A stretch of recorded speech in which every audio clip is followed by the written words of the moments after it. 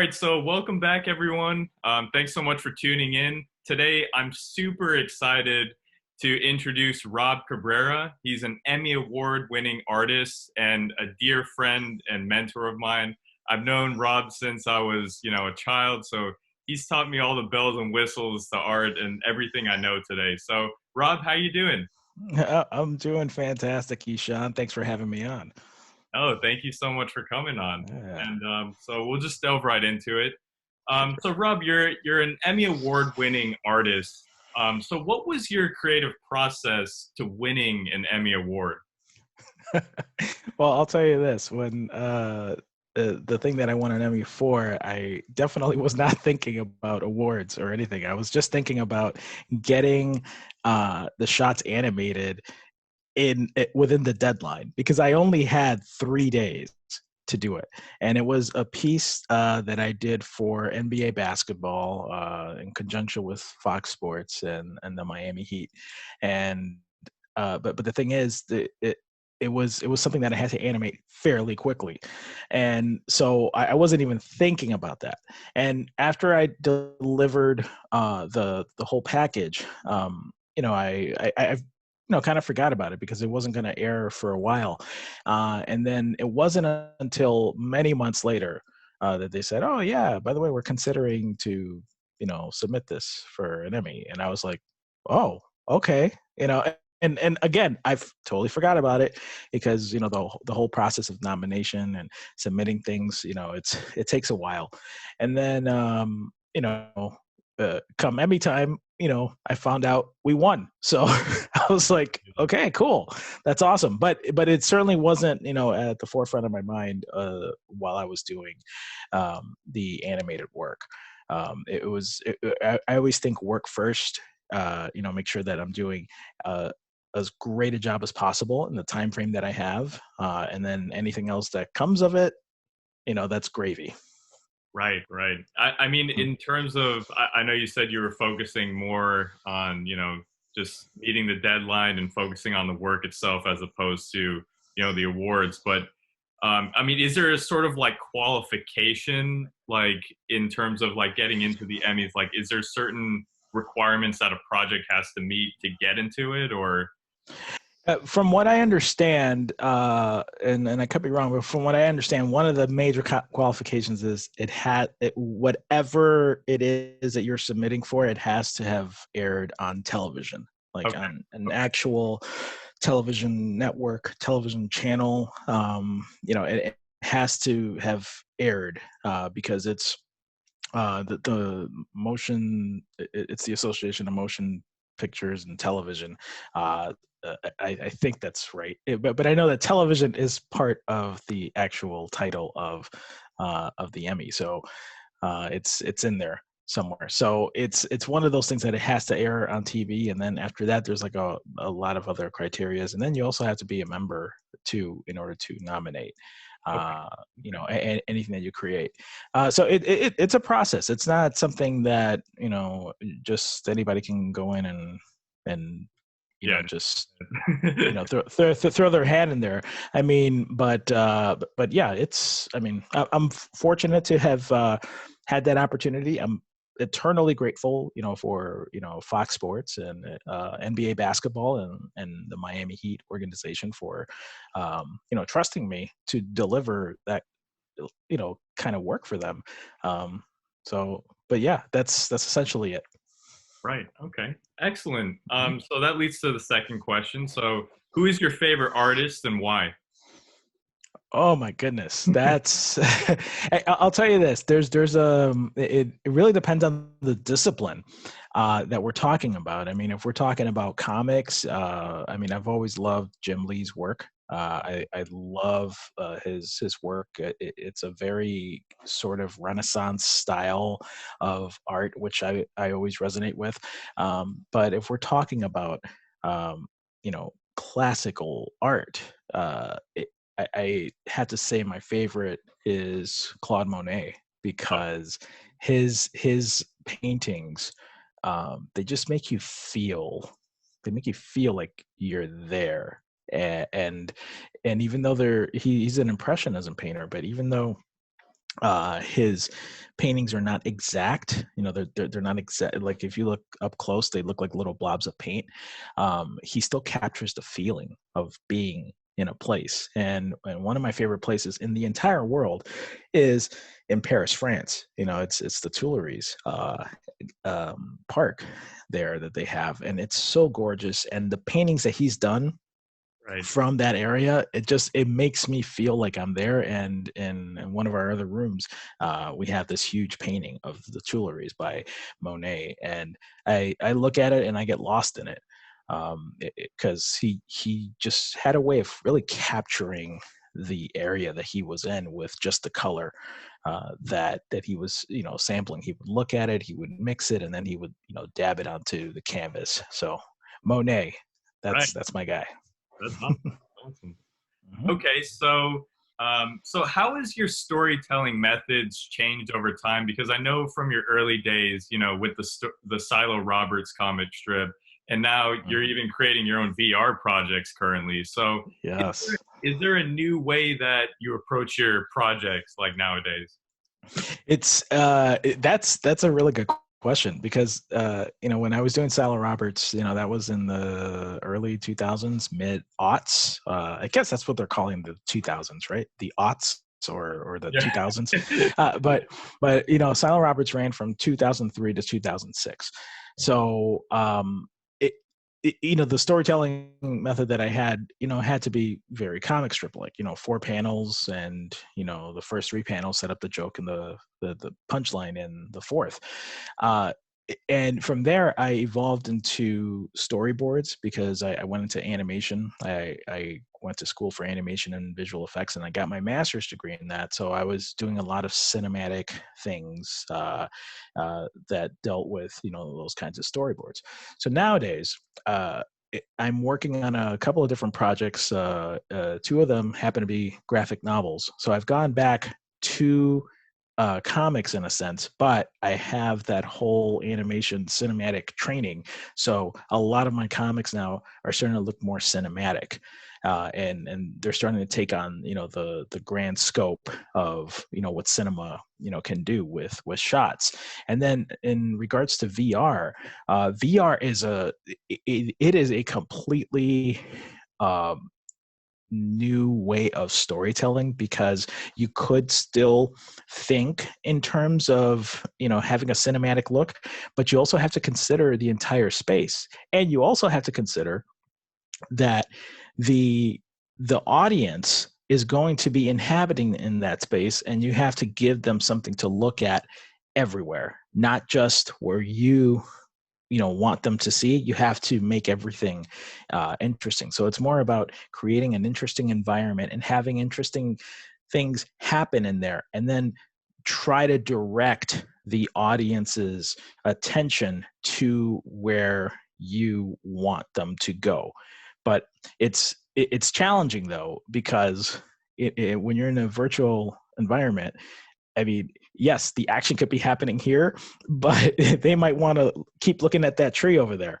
And that's where the challenge comes in. But I've seen some great VR projects out there where they take all that into consideration, and they're able to create an incredible environment that you just want to be in and experience the story that way. So it's very early days for that right now. I think VR storytelling is going to become much more efficient, much better as the technology becomes more readily adopted by the mainstream. But it's so exciting. It's really exciting, and it's kind of rejuvenated my passion for storytelling for sure. No, I mean I've tried it a few times. It's like wow, that really it feels so real. Like I've done like Yeah. roller coaster simulations and stuff like that. It's just like wow, it's incredible how it plays with your mind a little. Oh, absolutely, Yeah, absolutely. yeah, And because you're in it, and it's a little different than if you were, say, playing a video game. Because when you play VR video games, yeah, you're immersed in it. But when there's a story playing out, you just feel like you're part of the story. It's almost like the holodeck from Star Trek. The how they used to go into the holodeck and then have adventures in there. I think that's eventually where this is headed, as the technology gets better. Right, right. Okay, excellent. And so I know you've created numerous animated show ideas. So, I mean, what are some of your sources of inspiration? Like, what's your creative process to, just what triggers those ideas in your head?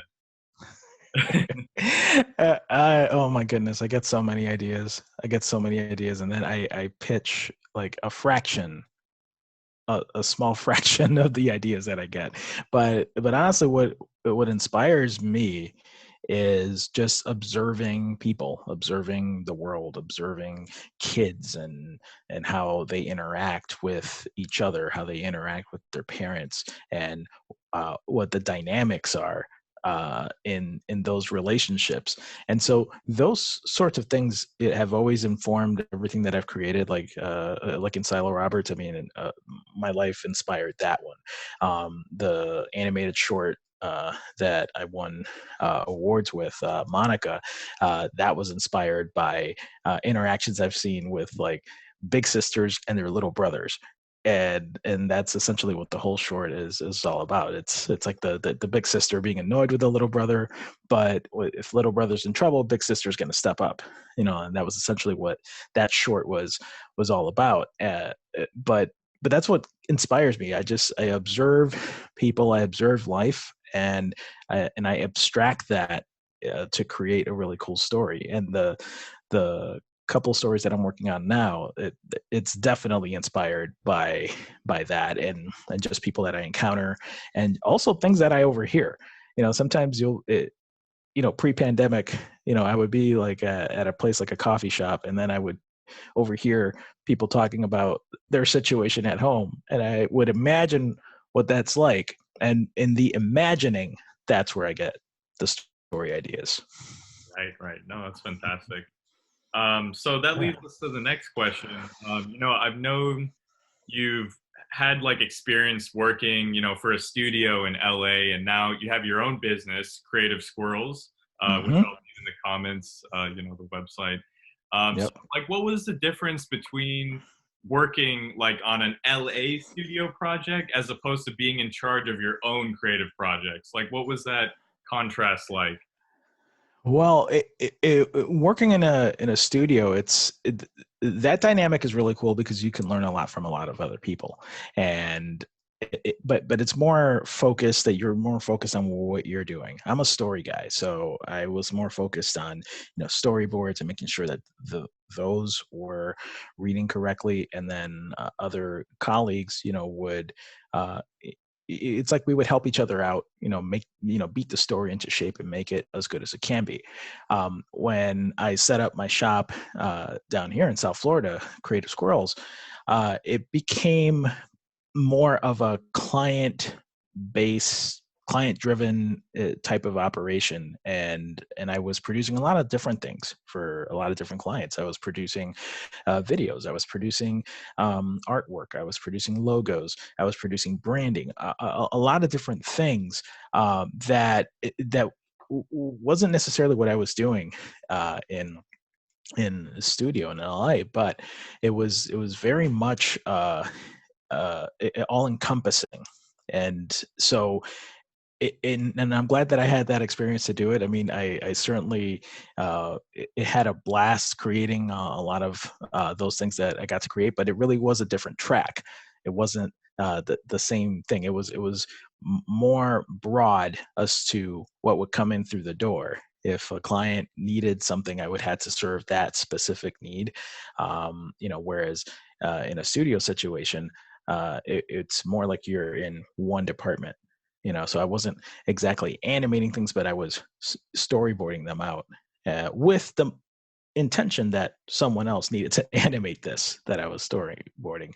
But in Creative Squirrels, I was doing everything, which is cool because then you become self-reliant. When you have an operation like that, then you could do everything. Right. And that was very empowering for me, and something that I really enjoyed when I was doing that.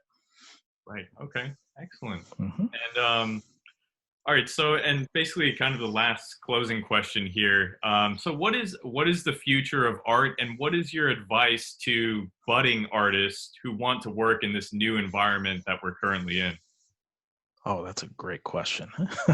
Okay. Well, as far as the future of art, I think it, what's going to continue to happen is you're going to see more and more tools be developed that artists are going to be able to exploit. So like right now, VR is starting to become an emergent technology that artists are just starting to really cut their teeth into. Just like 20 years ago, 25 years ago, digital art was an emerging technology, and now it's everywhere. Now you have 8-year-olds who are masters at drawing on in Procreate on an iPad, and that's not unheard of. And I think you're going to see something similar to that. You fast forward another 25 years, you're going to have more VR and augmented reality as well. You're going to have more of those technologies be integrated into the mainstream, where it's going to be sort of how Procreate is for the iPad now, where younger people can do it, younger people can build and create in there, and so those digital natives are going to be able to to create amazing things, and so I think that that's where art is heading. Like I like to tell my graduate students at the university, uh, the digital tools are just tools. And if Michelangelo, Leonardo da Vinci, even if Claude Monet was alive, if they were alive today, they would be using those digital tools. They would at least be dabbling in them. So I think that that's uh, where art is heading, is that there's going to be just more digital tools that are going to be easier to access and easier to create with, and you're going to see a lot more creativity happening earlier in people's artistic development. Right? Okay. And what was the second part of the question? Yeah, the second part was more about, for budding artists trying to find work in this new environment, what would be the best advice for them, truthfully? Well, I'll tell you this: the one of the best things that any young budding artist can do is, first of all, treat what you want to do treat yourself as a business. You have to understand that you can't just hope for a studio to just whisk you away, and then like, oh, you're finally at Disney, or you're finally at Pixar, you've got it made. No, that's not really how it works, because even if you get hired by a big studio, you might only be there for a temporary amount of time, because shows and movies, they start and then they stop. So you have to train yourself to treat yourself like a business, and you have to be passionate about what you go into and what you do. So when I set up Creative Squirrels, the thing that I was really looking at the time was, I wanted the goals have shifted a little bit with Creative Squirrels, which I'll talk about in a moment, but but early on it was just, I want to be able to control what I create and how I create it, and I would want for clients to pay me to do that. And that's exactly what I did. I would seek out clients, and a lot of times after a while they just started to seek me out, and it it was, I would create for them, and then they would pay me. So it was like, treat yourself as a business, because essentially that's what you are, and and set yourself up in such a way that you are passionate about what you do. And when you're passionate about it, that's going to give you that much more energy in order to be able to create, and to be able to do that for a living. As far as the type of education you need for that, there's a few different ways that you could go about that. Some people really need to go to school in order to learn their craft. I certainly was one of those. I needed to go to school. I needed to be shown that this is how you do this. Other people can absorb it on their own, but the one thing you absolutely have to do is learn. You have to learn how to create, how to master your craft, and how to ultimately compete in your craft. You have to be able to make yourself an option so that people will hire you to do what you're passionate about doing. Right, And right. as far as how I shifted with Creative Squirrels, it, I when I first started it, it was more of a production company to get the animated short Monica out into the world. So I did that out of necessity to have a corporation to be able to release the film. But then uh, soon after that, I realized that with the success of the film, I was able to produce other shorts and other types of packages and materials for other folks, and so then I became more of a production studio, Yeah. and I was just serving the client's vision. And so and I did that for for a few years, and it worked out very well, but it got to a point where I was only serving the client's vision, and I wasn't really serving what I wanted to do. I wanted to get back to storytelling. I was very passionate about several stories that I was developing, but I was always doing client work. So the transition that I ended up making is I sort of put the client side on hiatus, and then right now elevating the storytelling, the original storytelling side of it, and that's it right now in the area that I'm in. So we're not serving clients as much. I mean, there's a few that we still love dearly, and we still deal with them and produce whatever they want when they call. But right now, I'm pivoting Creative Squirrels back to the storytelling intentions that I originally had, and I'm really excited about it because that was the original intention. And that goes to show you that sometimes, and it happened with Pixar too. When Pixar first started, they didn't realize what they wanted to be. They thought they could be a software company first, and then they realized, oh, we could make stories. And that's sort of the little bit of the growth that the growing pains that Creative Squirrels had to go through. But I think we're coming out of it on the other end with much more passion and much more appreciation of where we had been, what we've done, and what we're going to be doing in the future. Right. No, that's super fantastic. And Rob, thank you so much for being a guest speaker. On the channel, and everyone, I'll definitely leave Rob's details, his Instagram, and also Creative Squirrels website as well. So please go check that out. Rob, thank you so much for your time again. Really appreciate it. And thanks so much, and have a Thank you. wonderful day.